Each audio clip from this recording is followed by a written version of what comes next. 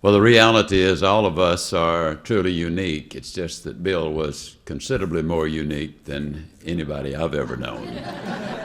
Bill kind of adopted me when I started speaking, took an interest in me, was willing to offer suggestions, had a colossal sense of humor, and you're right, he hated hypocrisy with a passion.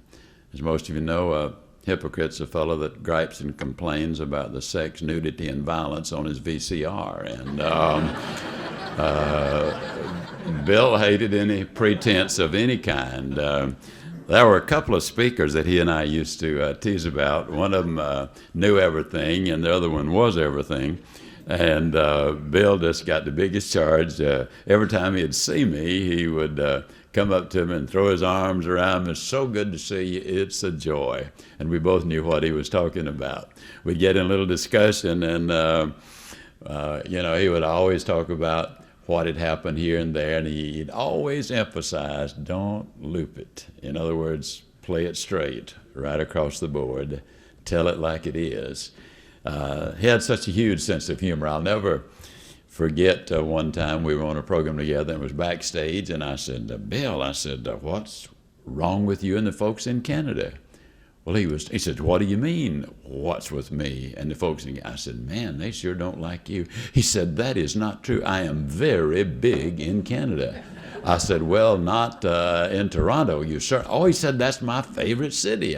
He said, what do you mean they don't like me? I said, well, to be a little more honest, Bill, they don't like your material. I said, every time I use it up there, they just...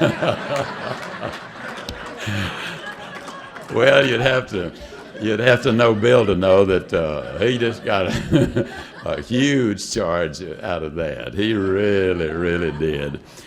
But over the years, as I watched Bill, I came to one conclusion.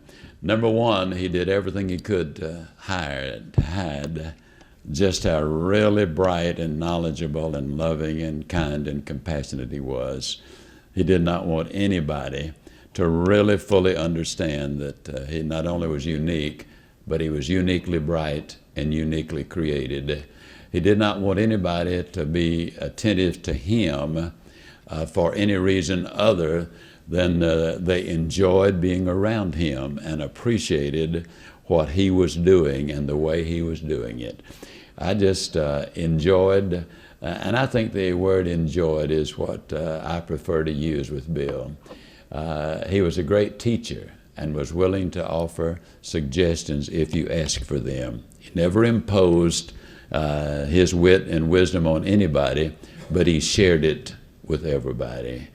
I miss Bill Gove. One of my great regrets is I never got to play golf with him. He loved golf, and I understand was an excellent golfer. I love golf, and my son's good at it.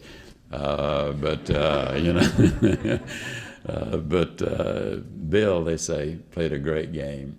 I know in the game of life, he was a winner from the word go. I too miss Bill Gove.